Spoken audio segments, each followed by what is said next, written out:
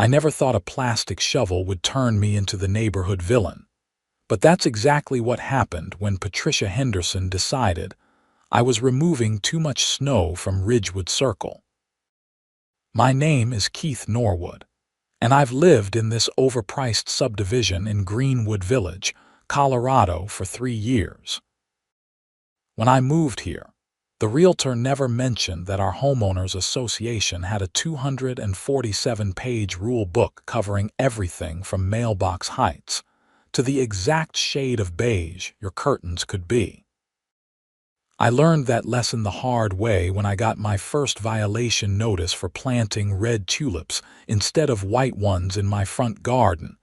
But the snow situation, that was different. That was personal. It started on a Tuesday morning in late January. We'd gotten hammered with 14 inches of snow overnight, and the city plows had already made their rounds on the main roads by the time I woke up at 5 in the morning. I'm a contractor, and I had a job site to get to in Denver by 7, which meant I needed to clear my driveway fast. I'd invested in a serious snowblower the previous winter, a beast of a machine that could cut through the heaviest powder like it was nothing. The thing is, I didn't just clear my driveway. I cleared my elderly neighbor's driveway too. A sweet, 78-year-old widow named Margaret who lived alone and couldn't handle the physical work anymore. Then I figured, since I was already out there and the machine was running, why not do the access road that led to all 6 houses on our little cul-de-sac? It took me an extra 20 minutes, and I felt good about it. People waved from their windows, gave me thumbs up when they saw me. For 3 winters, this had been my routine, and nobody had ever complained.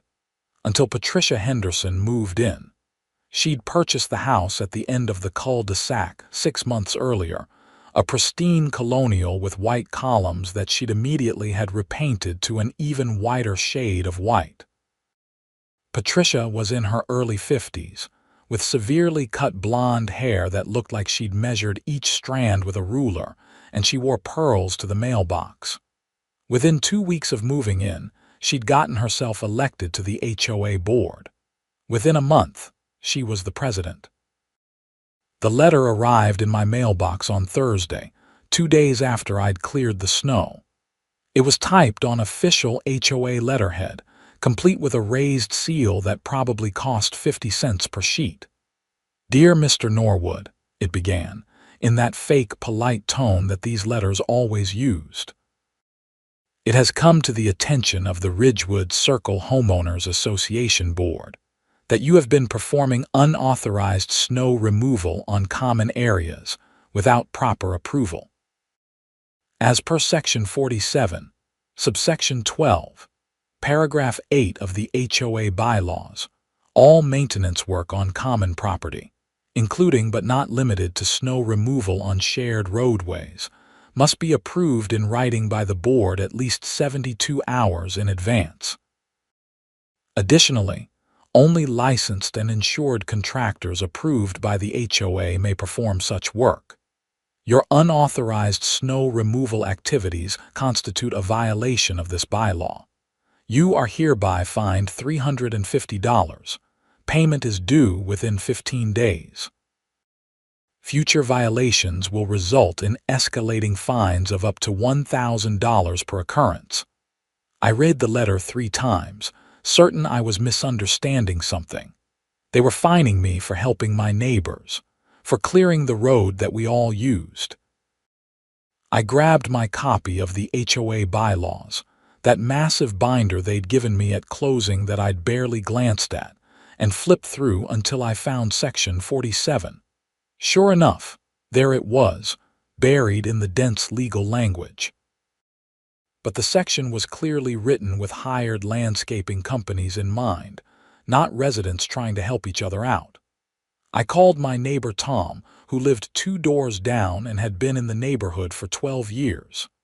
"Keith, listen," Tom said, his voice tight. "Patricia pulled the same thing with me last month. I fixed a pothole in the road with some asphalt patch, and she fined me $400 for unauthorized road repair. You're kidding. I wish I was. She's on a power trip. Half the board wanted to vote her out already, but she's got dirt on them somehow. She knows everyone's business, and she's not afraid to use it. I hung up feeling like I'd stepped into some kind of suburban nightmare. But I wasn't going to pay a $350 fine for being a good neighbor.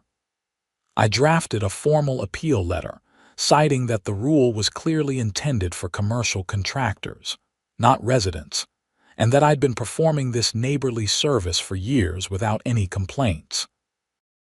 I even got Margaret to write a supporting letter about how much she appreciated the help. Patricia denied my appeal within 48 hours. Her response was curt and cold. The bylaws make no distinction between commercial contractors and residents. The rule exists for liability reasons. If you injure yourself on HOA property, the association could be held responsible. Your appeal is denied. The fine stands. You have 8 days remaining to submit payment. That's when I made my decision. If they wanted to fine me for helping, then I simply wouldn't help anymore. I'd follow their ridiculous rules to the letter. The next snowfall came 5 days later on a Wednesday night. 9 inches of fresh powder blanketed everything by Thursday morning. I woke up at my usual 5 o'clock, got dressed, and went outside with my snowblower. I fired up the machine and cleared my driveway with mechanical precision. I made sure to stop exactly at the property line where my driveway met the shared road, not 1 inch beyond. Then I put the snowblower away and left for work. From my truck, I could see Margaret peering out her window, looking confused. Tom was staring at the untouched snow covering the cul-de-sac road. And at the very end of the street, Patricia's white Colonial sat smugly behind a wall of snow that the city plows had pushed into a thick berm across her driveway approach. My phone started ringing around 8 in the morning. It was Margaret. "Keith, honey, is everything all right? I saw you only did your driveway this morning." I explained the situation to her, trying to keep the bitterness out of my voice. There was a long pause on the other end. "That's the most ridiculous thing I've ever heard," Margaret said. "Patricia fined you for being kind." That's exactly what happened. "Well, I think it's terrible, just terrible, but I understand why you can't do it anymore. Don't you worry about me, dear. My grandson said he'd come over this afternoon to help me out." Tom called next, and he was laughing. "I heard about the fine."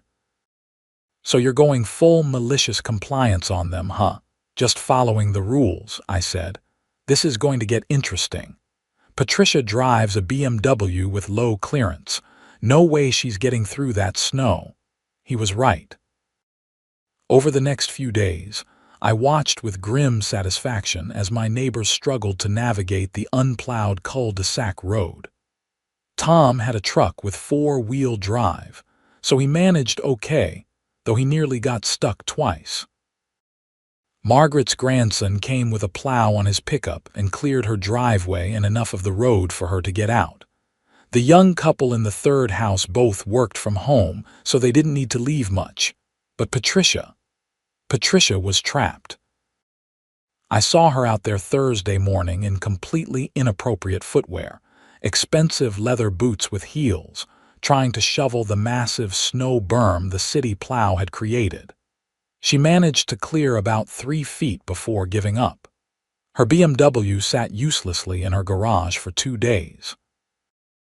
On Saturday morning, I was having coffee in my kitchen when I saw a truck with a plow attachment pull into the cul-de-sac. It had a magnetic sign on the side that read Henderson Property Services. The truck spent 45 minutes clearing the entire road, including Patricia's driveway approach. When it finished, Patricia came out of her house, spoke briefly with the driver, and handed him what looked like cash. My phone rang that afternoon. It was Tom again. "Did you see that truck this morning, Henderson Property Services?" I said. "Yeah, I saw it." Keith, that's Patricia's brother's company. I looked it up. She hired her own brother to plow the road, and I'd bet anything the HOA is paying for it. Can she do that? Probably not legally. That's a conflict of interest, but who's going to stop her? She runs the board. I thought about that for a while. An idea was forming, but I needed to be careful. If Patricia was using HOA funds to pay her brother's company, that was fraud. But I'd need proof. The next week brought 2 more snowstorms, each dumping 6 to 8 inches. Each time, I carefully cleared only my driveway, stopping precisely at the property line. And each time, Henderson Property Services showed up a few hours later to clear the cul-de-sac road. I started taking photos, documenting the dates and times. Then I filed a formal request to review the HOA financial records. Under Colorado law, HOA members have the right to inspect financial documents. Patricia tried to deny my request at first, claiming I needed to provide a reason. I pointed out the statute that said otherwise, and she grudgingly agreed to let me review the records at the next board meeting. That meeting was on a Tuesday evening in February, held in Patricia's living room, because she'd convinced the board that renting space was an unnecessary expense. There were 5 board members total. Patricia, a retired dentist named Roger, a banker named Susan, a teacher named Michael, and a software engineer named David. They all sat on Patricia's cream-colored furniture looking uncomfortable while I stood in the doorway. "The financial records you requested," Patricia said, sliding a thin folder across her glass coffee table. I picked it up and started flipping through. The documents were sanitized, showing only general categories like snow removal services, with total amounts but no invoices or receipts. In January alone, the HOA had paid out $3,200 for snow removal. "I need to see the actual invoices," I said. "Those are confidential vendor records," Patricia replied smoothly. Under Colorado Revised Statutes Section 3833.3317, I have the right to inspect all financial records, including invoices and receipts. Roger, the retired dentist, shifted in his seat. "Patricia, he's right. We need to provide the invoices." Patricia's smile was razor thin. "Very well. I'll have them available at next month's meeting." "I'd like them within 5 business days as required by law," I said. The temperature in the room dropped about 20 degrees. Patricia stood up, her pearl necklace catching the light. "Mr. Norwood, I don't appreciate your tone. You've been nothing but a troublemaker since I joined this board. First, you violated our bylaws with unauthorized snow removal, and now you're making baseless accusations about financial impropriety." "I haven't accused anyone of anything," I said calmly. "I've simply requested documents I'm legally entitled to see." "Fine. You'll have your documents in 5 business days. Now, if there's nothing else, this meeting is adjourned." I left feeling like I'd kicked a hornet's nest, but I'd done everything by the book. Either Patricia would provide the documents and I'd find evidence of fraud, or she'd refuse and I'd have grounds to file a complaint with the state. 3 days later, I found another letter in my mailbox. This one was even more aggressive than the first. "Dear Mr. Norwood, it has come to the attention of the board that you have failed to maintain the appearance of your property in accordance with HOA standards. Specifically, your failure to clear snow from your portion of the sidewalk constitutes a violation of Section 23, subsection 4, which requires all homeowners to maintain clear and safe passage on sidewalks adjacent to their property. You are hereby fined $250. I walked outside and looked at my property. There was no sidewalk. Our cul-de-sac didn't have sidewalks. None of the houses on Ridgewood Circle had sidewalks. The nearest sidewalk was 2 streets over on Maple Drive. She was making things up now. I took photos of my property from every angle, showing clearly that there were no sidewalks. Then I drafted another appeal, this one pointing out that you can't violate a requirement for something that doesn't exist. I hand-delivered it to Patricia's house. She answered the door in a white silk blouse and dark slacks, looking like she was about to conduct a business meeting. "Mr. Norwood," she said coldly. "Appeal letter," I said, handing it to her. "And I'm still waiting for those financial documents." "You'll receive them when I'm good and ready." "That's not how the law works." Her eyes narrowed. "You know what your problem is, Keith. You don't understand how things work in a civilized community. We have rules for a reason. Without people like me enforcing those rules, neighborhoods fall apart, property values decline, chaos ensues." "I cleared snow to help my neighbors," I said. "That's not chaos, that's community. That's liability. That's unauthorized use of common property. That's someone thinking they're above the rules that everyone else has to follow." "Is that why you hired your brother's company to do the snow removal? Because you're so concerned about following rules?" The color drained from her face, then rushed back in an angry flush. "That's a slanderous accusation. It's a question, and I'll have the answer when you provide those invoices you're legally obligated to show me." She slammed the door in my face. The 5 business days came and went. No documents arrived.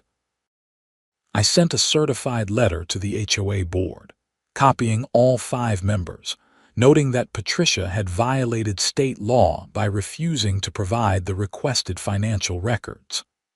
I gave her 5 more days to comply before I'd file a formal complaint with the Colorado Department of Regulatory Agencies. That's when things got weird. I started getting violation notices for everything. My grass was too long, even though it was February and buried under snow.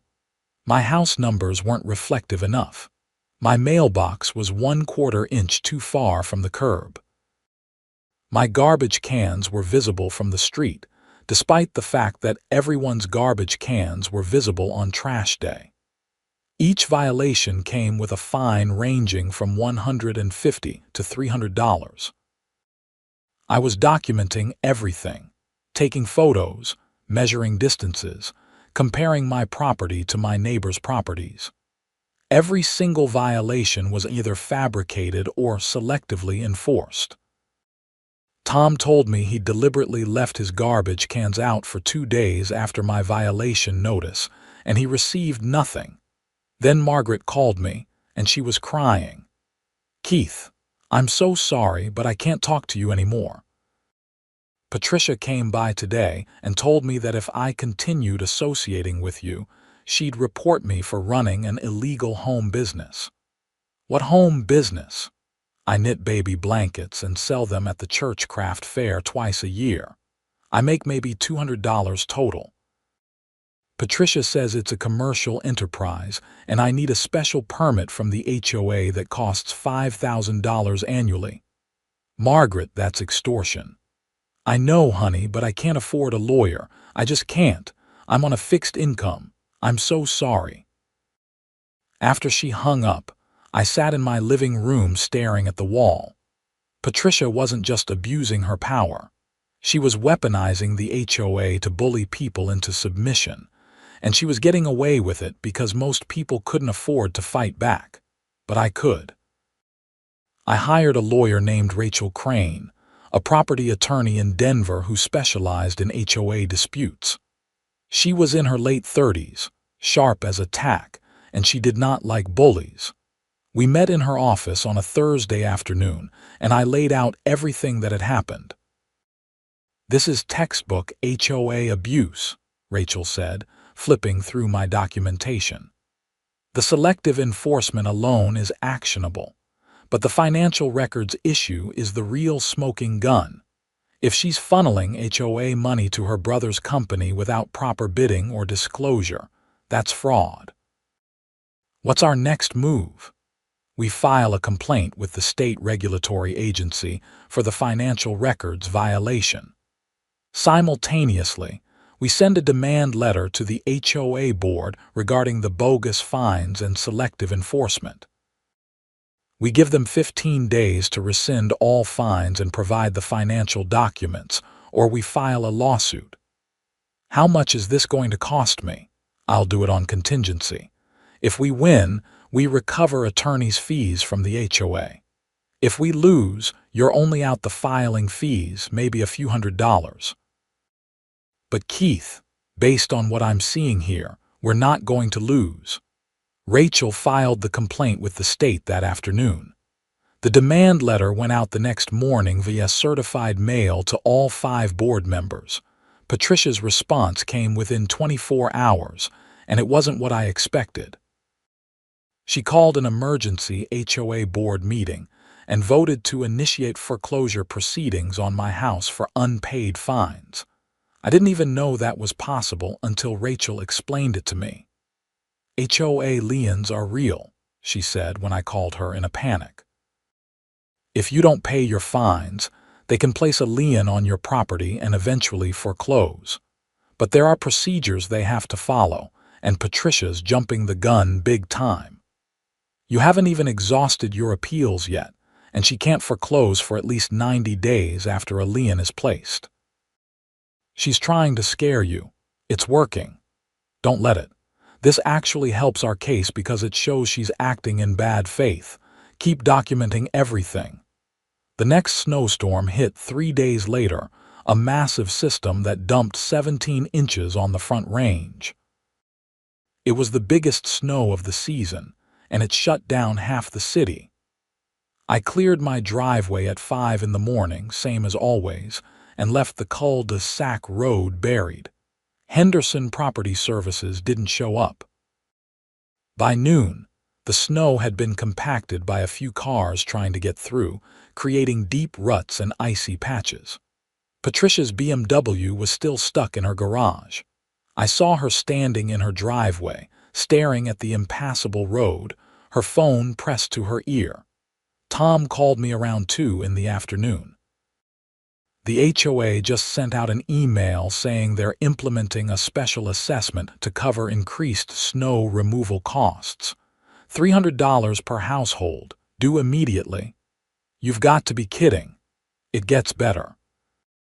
The email says the increased costs are due to certain residents refusing to assist with community maintenance. She's blaming me for this. Oh, it's not even subtle. She wrote some homeowners have chosen to prioritize their personal grievances over community welfare. Everyone knows she's talking about you. I forwarded the email to Rachel, who called me back within the hour. This is harassment and it's retaliatory. I'm amending our complaint to include this. Keith, I know this is stressful, but Patricia is digging her own grave here. Every action she takes just adds to our case. The state regulatory agency responded to our complaint the following week. They sent an inspector to review the HOA's financial records and conduct interviews with board members. Patricia tried to claim that I was harassing her and that my complaints were frivolous, but the inspector wasn't buying it. Mr. Norwood has made a lawful request for financial documents under Colorado statute. The inspector, a woman named Jennifer, told the board during a special meeting that I was allowed to attend. Your failure to provide those documents within the required time frame is a violation. Additionally, I've reviewed the snow removal expenses claimed by the HOA, and I need to see the actual invoices, not just summary statements. Patricia's face was red. Those are in storage. I'll need time to retrieve them.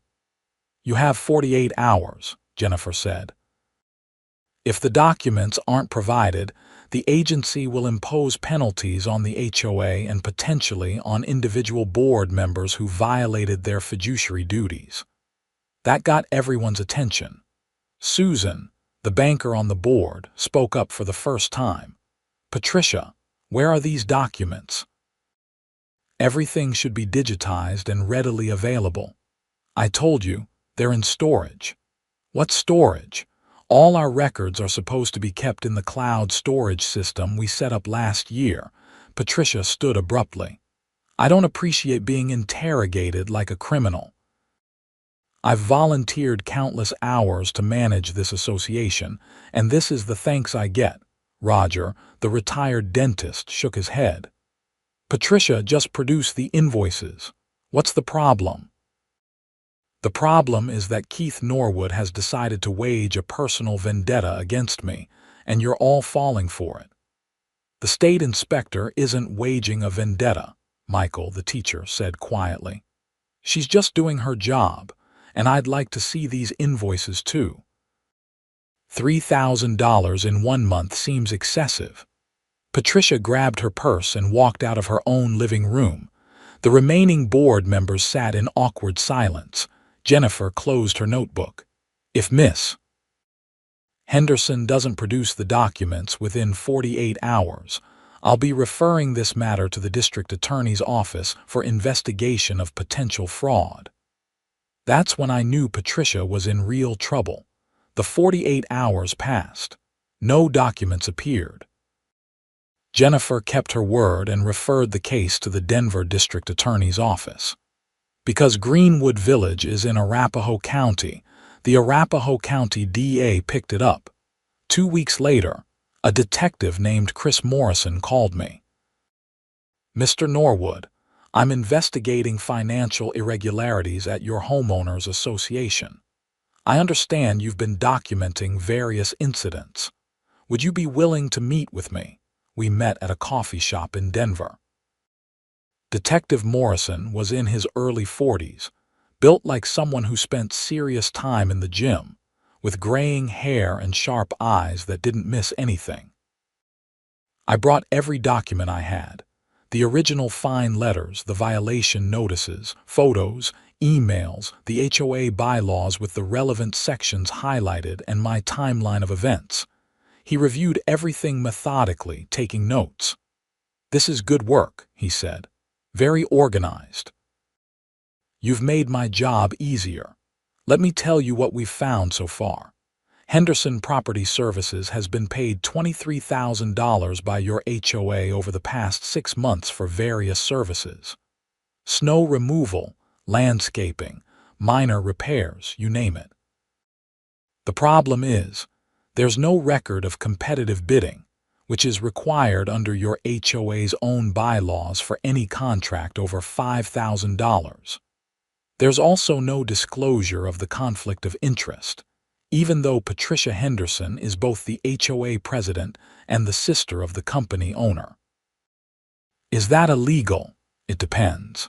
If she disclosed the relationship and the board voted to approve it anyway, it might be acceptable, though still ethically questionable. But there's no record of any disclosure or vote. Additionally, we've found evidence that some of the invoices may be inflated or for services that were never actually performed. Like what? Like a $7,000 landscape renovation in December, in Colorado, when everything's dormant and covered in snow. I let out a low whistle. We're going to need to interview all the board members and your neighbors, Morrison continued. I'll be straight with you. This isn't a huge case in terms of dollar amounts. We're probably talking about embezzlement in the $20,000 to $30,000 range. But it's still a crime, and it affects a lot of people. The DA is taking it seriously. Over the next month, Detective Morrison interviewed everyone in the neighborhood. Margaret told him about Patricia's threats regarding her knitting. Tom described the fine he'd received for fixing the pothole. Other neighbors came forward with their own stories of selective enforcement and bullying. The young couple in the third house, Sarah and James, revealed that Patricia had threatened to fine them for having a vegetable garden in their backyard, claiming it violated some obscure rule about agricultural activities. They'd torn it out rather than fight. Another neighbor, an elderly man named Frank who lived on the opposite side of the cul-de-sac, Said Patricia had fined him for parking his vintage Corvette in his driveway instead of his garage, claiming it was an eyesore. The car was pristine and worth more than $60,000. The pattern was clear. Patricia had been using the HOA as her personal fiefdom, extracting money through bogus fines and enriching her brother through fraudulent contracts. Meanwhile, the snow kept falling. February turned into March, and Colorado's notorious late-season storms continued to dump snow across the Front Range. Each time, I cleared only my driveway. Each time, the cul-de-sac road remained impassable until either neighbors with trucks cleared it themselves or someone paid for private plowing. Henderson Property Services stopped showing up after the DA's investigation became public knowledge. Patricia's brother apparently decided that being associated with the case was bad for business. Patricia herself became increasingly isolated. She stopped attending board meetings, claiming she was too busy with personal matters.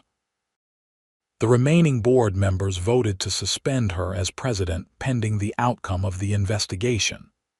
Roger took over as interim president, and his first act was to rescind all the fines Patricia had issued against me and several other residents. "We're also going to vote to reimburse you for any legal expenses you incurred," Roger told me at a special board meeting in March. "What Patricia did was unconscionable. On behalf of the board, I apologize." "I appreciate that," I said. "But what about the rule prohibiting residents from clearing the common road?" The board members looked at each other. Susan spoke up. "That rule was never enforced before Patricia became president. We've reviewed the history, and for years, residents helped each other out with snow removal, minor repairs, all sorts of things. That's what neighbors do. We're going to amend the bylaws to explicitly allow residents to perform reasonable maintenance activities for the benefit of the community, as long as they're not creating safety hazards." "I'd like that in writing," I said. "You'll have it at next month's meeting," Roger promised. In late March, the district attorney's office filed formal charges against Patricia Henderson. She was charged with theft, embezzlement, forgery for creating false invoices, and a civil RICO violation for running a scheme to defraud the HOA. Her brother was also charged as a co-conspirator for knowingly billing for services not rendered. The story made the local news. A reporter from the Denver Post interviewed several neighbors and wrote a scathing article about HOA abuse and the lack of oversight for community associations. The article quoted me extensively, and I made sure to emphasize that I just wanted to help my neighbors clear snow. Patricia's arraignment was scheduled for mid-April. I didn't attend, but Rachel went and reported back. She showed up with a lawyer and pleaded not guilty. She's trying to claim that everything was a misunderstanding, that she was just trying to protect the HOA from liability. But the evidence is overwhelming. The DA has bank records, emails, text messages between her and her brother. They're going to offer her a plea deal, but if she refuses, this is going to trial. What kind of sentence is she looking at? For theft and embezzlement of this amount, probably 2 to 5 years, possibly suspended with probation and restitution if she cooperates. The RICO charge is more serious, but it's also harder to prove. My guess is they'll drop that in exchange for a guilty plea on the theft and embezzlement charges. The April snow was light, just a few inches here and there. I cleared my driveway, and with the board's written permission now in hand, I also cleared the cul-de-sac road. Margaret waved from her window. Tom gave me a thumbs up. Sarah and James brought me a homemade pie with a note that said, "Thank you for standing up to her." In early May, Patricia accepted a plea deal. She pleaded guilty to theft and embezzlement, received a 3-year suspended sentence, and was ordered to pay full restitution of $28,000 to the HOA. She also had to perform 500 hours of community service and was permanently banned from serving on any HOA board in Colorado. Her brother got probation and a smaller restitution amount. The criminal case was over, but the civil case continued. Rachel filed a lawsuit on behalf of the HOA against Patricia for breach of fiduciary duty and fraud. The HOA's insurance company also filed a subrogation claim. Between the criminal restitution and the civil judgments, Patricia was looking at significant financial consequences. She put her house up for sale in June. I saw the for sale sign go up one morning, and I felt a mix of emotions. Satisfaction that justice had been served, but also sadness that it had come to this. I genuinely believed that if Patricia had just let people be decent neighbors to each other, none of this would have happened. The house sold in 3 weeks. Patricia moved out on a Thursday afternoon. I was working in my garage when the moving truck pulled up. I watched as her belongings were loaded, box after box, piece of furniture after piece of furniture. She supervised from the driveway, wearing jeans and a plain t-shirt. No pearls. Her hair looked like she'd cut it herself. As the moving truck pulled away, she stood there for a moment, staring at the house. Then she looked down the cul-de-sac and her eyes met mine. I couldn't read her expression. Anger, regret, exhaustion. Maybe all three. She got in her BMW and drove away. I never saw her again. The new owners of her house were a young family with 2 kids and a golden retriever. They introduced themselves the day they moved in, bringing cookies and smiles. The wife, Lisa, mentioned that they'd heard about the HOA drama from their real estate agent. "We were worried at first," she said. "But then we talked to some of the neighbors, and everyone said things are much better now. We're really happy to be here." Roger stepped down as HOA president after 6 months, saying he was ready to enjoy retirement without the headaches of board politics. Susan took over, and under her leadership, the board streamlined the bylaws, eliminating hundreds of nitpicky rules and focusing on actual community maintenance and safety issues. They reduced the rule book from 247 pages to 35. The special assessment Patricia had tried to impose was canceled, and the board found enough money in reserves to handle the snow removal costs. They also established a formal volunteer program for residents who wanted to help with neighborhood maintenance, including snow removal, with clear liability waivers and guidelines. Rachel and I became friends. She'd been so impressed with how thoroughly I'd documented everything that she asked if she could use my case as a teaching example in a seminar she taught on HOA law. I agreed, and she took me to dinner to celebrate when the last of the legal matters was finally resolved in September. "You know what the crazy thing is?" she said over steaks at a restaurant in Cherry Creek. "Patricia could have just let you clear the snow. That's all it would have taken. Instead, she turned a neighborly gesture into a federal case, and it destroyed her life. You think she understands that?" Honestly, probably not. People like Patricia don't see themselves as the villain. They see themselves as the guardian of civilization, protecting order from chaos. They can't comprehend that sometimes the rules are stupid, and kindness matters more than compliance. I thought about that on the drive home. The sun was setting over the Rockies, painting the sky in shades of orange and pink. Summer was fading into fall, and soon enough, winter would return with its inevitable snow. Margaret passed away in October. It was peaceful, her grandson told me. She'd gone to sleep one night and simply didn't wake up. At her funeral, I learned that she'd left me something in her will, her house. She had no other family besides her grandson, who lived in California and had no interest in moving to Colorado.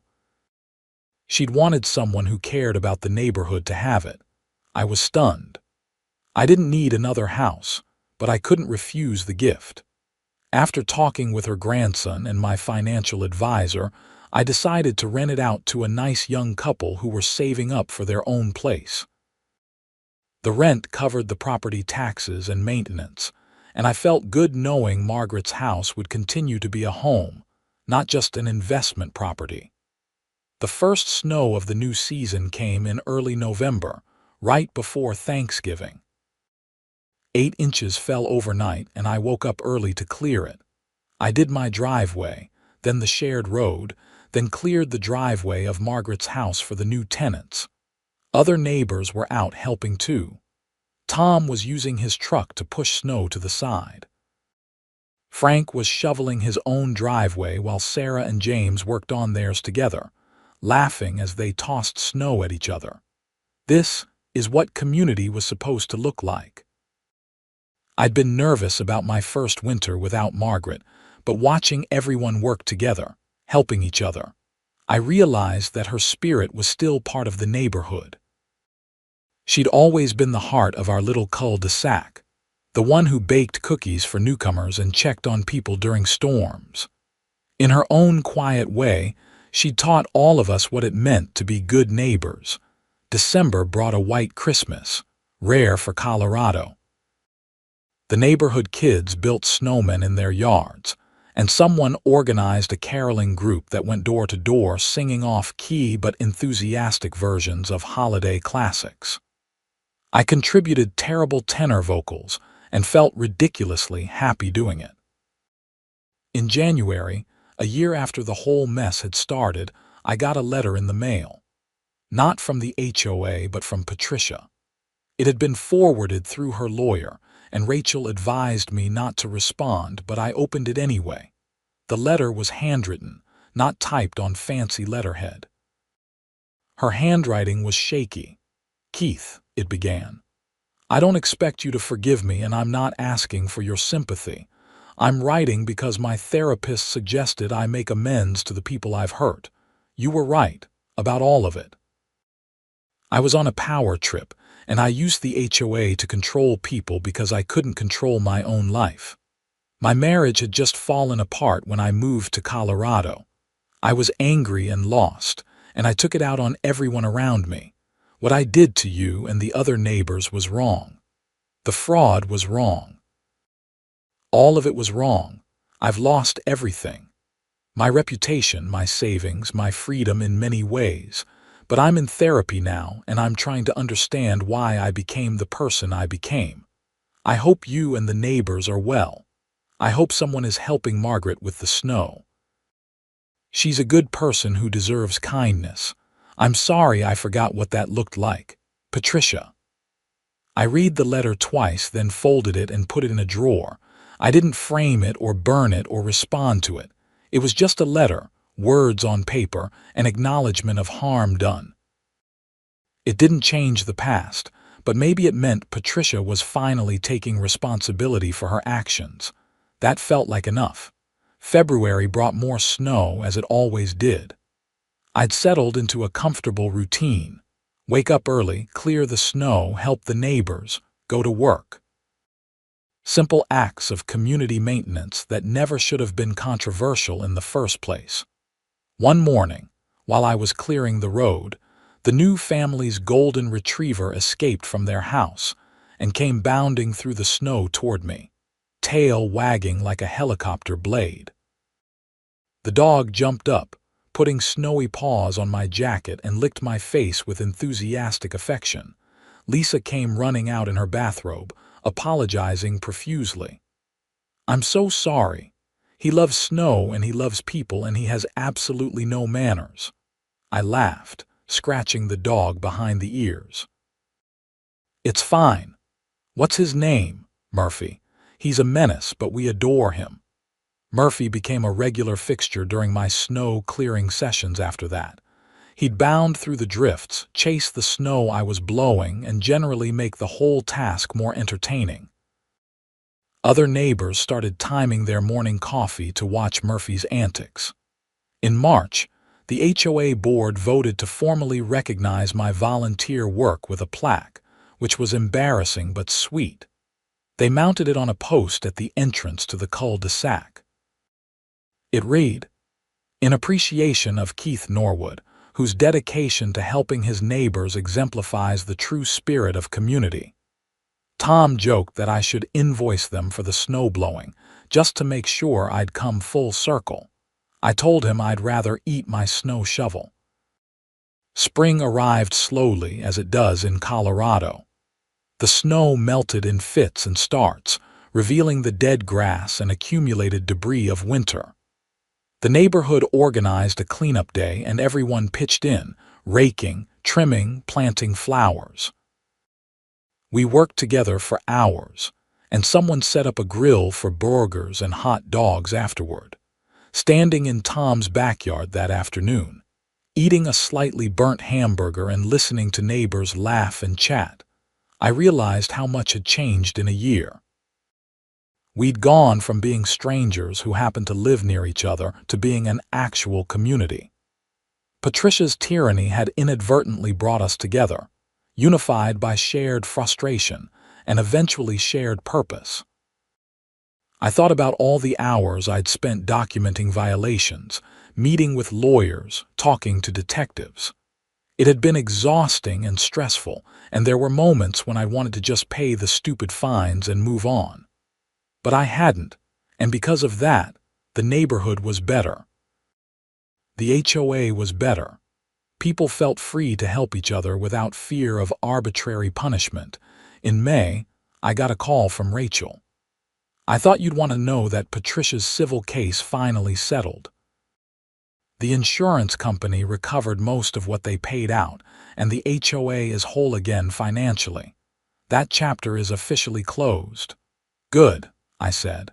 "That's really good. You did something important, Keith. You stood up to a bully when most people would have just rolled over. You should be proud." After we hung up, I went outside and looked at the mountains. The peaks were still capped with snow, brilliant white against the blue sky. In a few months, that snow would melt and feed the rivers that sustain the state. In a few more months, new snow would fall, and the cycle would begin again. I thought about Margaret, who taught me that being a good neighbor wasn't about following rules, but about seeing what needed to be done and doing it. I thought about Patricia, who'd become so obsessed with control that she'd forgotten the purpose of rules in the first place. And I thought about all the people on Ridgewood Circle who'd found their voices and their community through the whole ordeal. My snow shovel and blower sat in the garage, waiting for next winter. When the time came, I'd use them. Not because a rule required it or permitted it, but because it was the right thing to do, because that's what neighbors do for each other. And no one, not Patricia Henderson or any other petty tyrant in pearls, could find me for that anymore. The following summer was quiet in the best possible way. The HOA board met quarterly instead of monthly and handled actual business in under an hour. Susan proved to be an excellent president, focusing on maintaining common areas and organizing neighborhood events rather than policing everyone's curtain colors. We had a 4th of July block party that drew nearly every resident of Ridgewood Circle. Tom organized a cornhole tournament. Lisa and her husband grilled dozens of burgers. Kids ran around with sparklers while adults sat in lawn chairs and talked about nothing important. It was perfect. Frank brought his vintage Corvette out and let kids sit in the driver's seat for photos, their faces glowing with excitement. No one mentioned that Patricia had once tried to ban the car from driveways. It seemed like a distant memory from another era. In August, a couple thinking about buying a house in the neighborhood knocked on my door and asked what it was like to live here. Apparently, their real estate agent had mentioned the HOA drama, and they were nervous. I invited them in for coffee and told them the whole story, not pulling any punches about how bad it had gotten, but emphasizing how the community had come together to fix it. So the HOA is good now? The husband asked. The HOA is what we make it, I said. It took a crisis to remind everyone that these associations are supposed to serve the residents, not control them. As long as people stay engaged and don't let power-hungry individuals take over, it works fine. They bought a house 2 streets over and became part of the broader neighborhood community. I saw them at the fall harvest party, helping to set up tables and carrying pumpkins for the decorating contest. Winter returned in November, as reliable as taxes and traffic. The first snow was light, just 3 inches, barely worth the effort of clearing. But I did it anyway, out of habit, and because it was still easier to clear fresh powder than compacted ice. Murphy, the golden retriever, appeared as soon as I fired up the snowblower, his tail wagging with pure joy. He'd grown since I first met him, bigger and goofier, still completely lacking in manners but full of love. I cleared the road while Murphy bounded alongside me, and I thought about how this simple act had become the center of so much conflict and ultimately so much growth. December brought a Christmas market organized by the HOA, held in the community green space that Patricia had always wanted to keep pristine and unused. Vendors sold handmade crafts, baked goods, and hot chocolate. Margaret would have loved it. I bought a hand-knitted scarf from an elderly woman who reminded me of her, and I wore it every cold day after that. The new year arrived with a massive snowstorm that shut down the entire Denver metro area for 2 days. This time, when I went out to clear snow, I wasn't alone. Tom was there with his truck. Frank had a shovel. Sarah and James were clearing their driveway. Lisa's husband was helping. Even the teenagers from 3 houses down came out to help, drawn by the promise of $50 and hot chocolate. We worked together for hours, clearing not just the cul-de-sac, but the entire section of road leading to the main street. Cars got unstuck. Driveways became passable. Neighbors who'd been trapped got out for essential errands. When we finished, we stood in Tom's garage drinking coffee and warming our hands, exhausted and satisfied.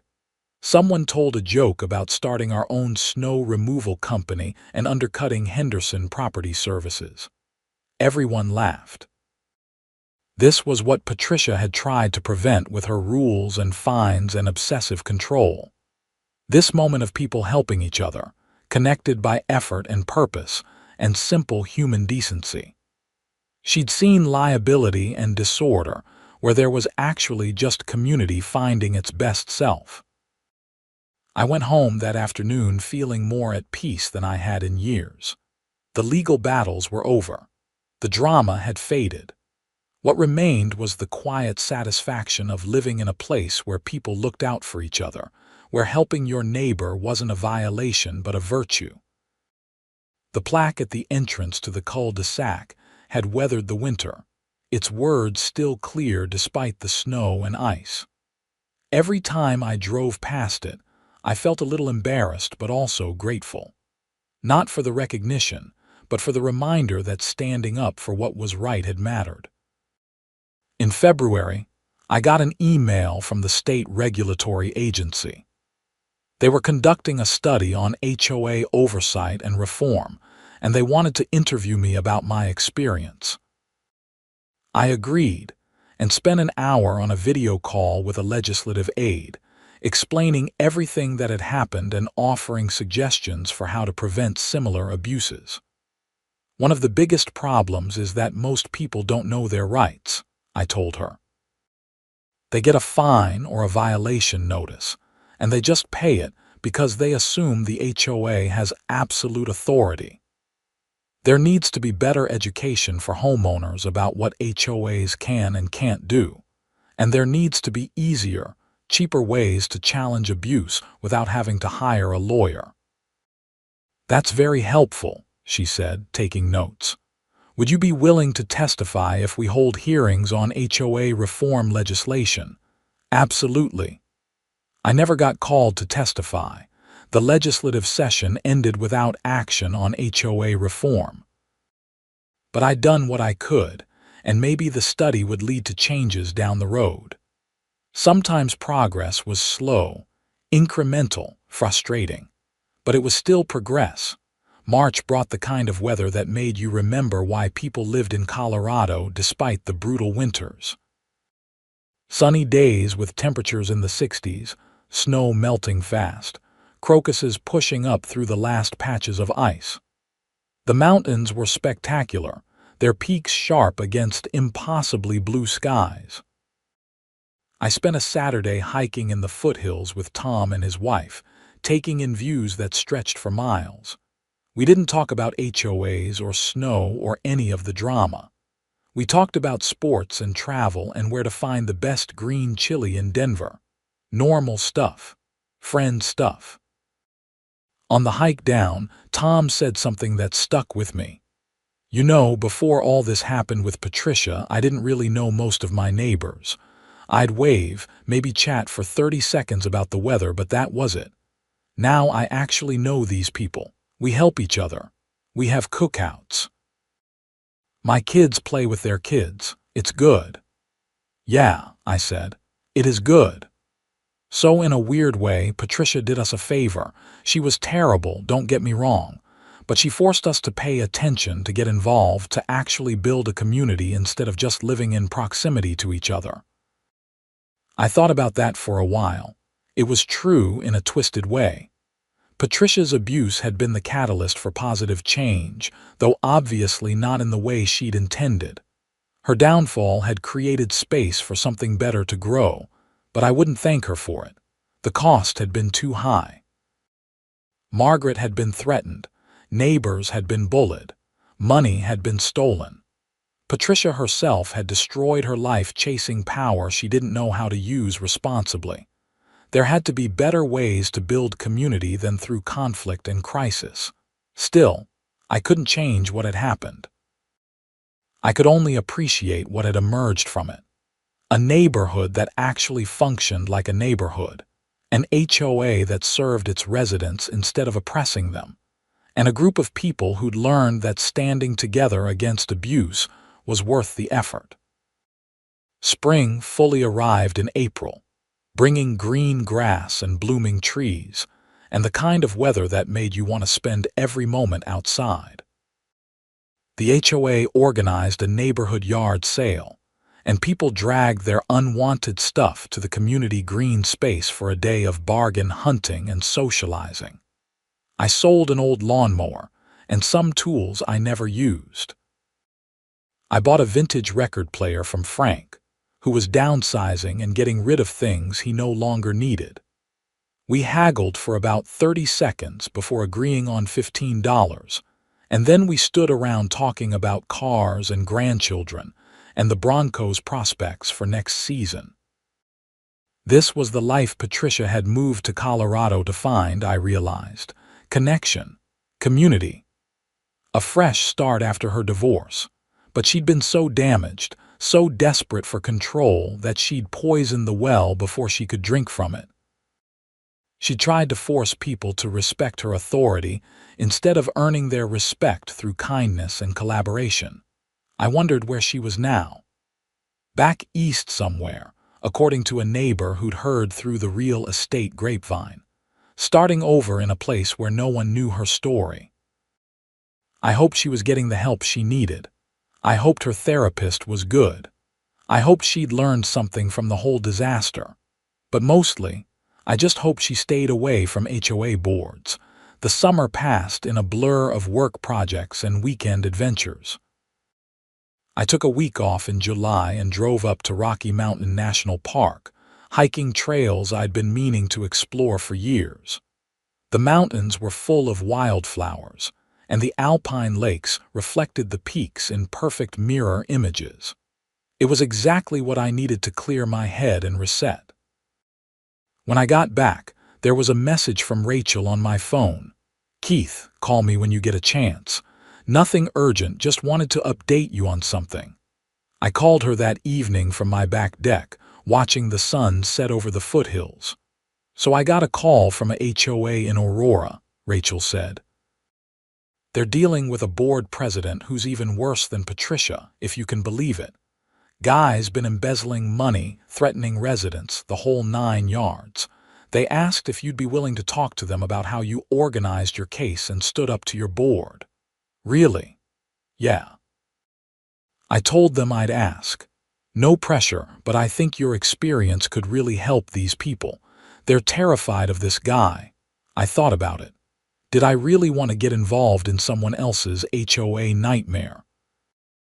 Part of me wanted to say no, to protect my own peace and avoid reliving the stress of that period. But another part of me remembered how alone I'd felt when Patricia first started targeting me. How valuable it would have been to talk to someone who'd been through it and come out the other side. Okay, I said. Give them my number. I'll talk to them. Over the next few weeks, I had several conversations with residents of the Aurora HOA, sharing what I'd learned about documentation, legal rights, and how to organize a community response to board abuse. I introduced them to Rachel, who agreed to take their case. Last I heard, they were making progress, and the corrupt board president was on his way out. It felt good to help. It felt like Margaret's legacy living on through me. That spirit of looking out for your neighbors and standing up for what's right. Fall came with its brilliant display of changing aspen leaves, the mountainsides turning gold and orange. The neighborhood organized a hiking trip to see the colors, and nearly 20 people showed up.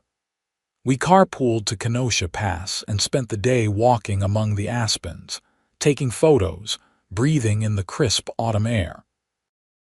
On the drive back, squished in the back seat of Tom's SUV next to Lisa and Sarah, I listened to everyone chat and laugh, sharing stories and making plans for the upcoming holidays. These were my people now, my community, my friends. Not because a HOA board had decreed it, but because we'd chosen to be there for each other. The first snow of the season came early that year in mid-October. Just a dusting, barely an inch, but enough to remind us that winter was coming. I cleared my driveway more out of habit than necessity, and Murphy came bounding over to play in the powder, his golden fur covered in white flakes. November brought a real storm, 10 inches that blanketed everything. I was up at 5 as always, snowblower roaring to life in the pre-dawn darkness. The work was meditative now, repetitive and purposeful. Clear the driveway, clear the road, help the neighbors. Simple acts of service that didn't require recognition or reward. By the time the sun came up, the entire cul-de-sac was clear. Smoke rose from chimneys as people made their morning coffee. Lights clicked on in windows as families began their days. I stood in the middle of the road, surrounded by neat banks of snow, and felt completely content. This was enough. This was everything. Patricia Henderson had taught me something valuable, though not in the way she'd intended. She taught me that rules without humanity became tyranny, that power without accountability became abuse, and that the only real antidote to both was a community willing to stand together and say enough. She'd also taught me, though again not intentionally, that the simple act of shoveling snow could be revolutionary, that helping your neighbors could be an act of resistance against pettiness and control, that kindness mattered more than compliance, and that sometimes the most important thing you could do was just show up with a shovel when it snowed. I put the snowblower away and went inside to make coffee. Through the kitchen window, I watched Tom emerge from his house with a shovel to clear his front walk. Frank came out with a broom to sweep his steps. Sarah and James worked together on their driveway, laughing about something I couldn't hear. My phone buzzed with a text from the neighborhood group chat. It was Susan, the HOA president. "Thanks, Keith, for clearing the road this morning. You're a legend." Other texts followed, echoing the sentiment, adding coffee cup emojis and snowflake gifs. I smiled and put the phone down. The recognition was nice, but it wasn't why I did it. I did it because it needed doing. Because that's what neighbors do. Because Margaret had shown me the way forward and Patricia had shown me why it mattered. And because every time it snowed, I had a choice. I could follow rules designed to limit and control, or I could follow the better rule, the simpler one, the one that Margaret had lived by her whole life. Help when you can, give when you're able, and never let arbitrary authority stop you from being kind.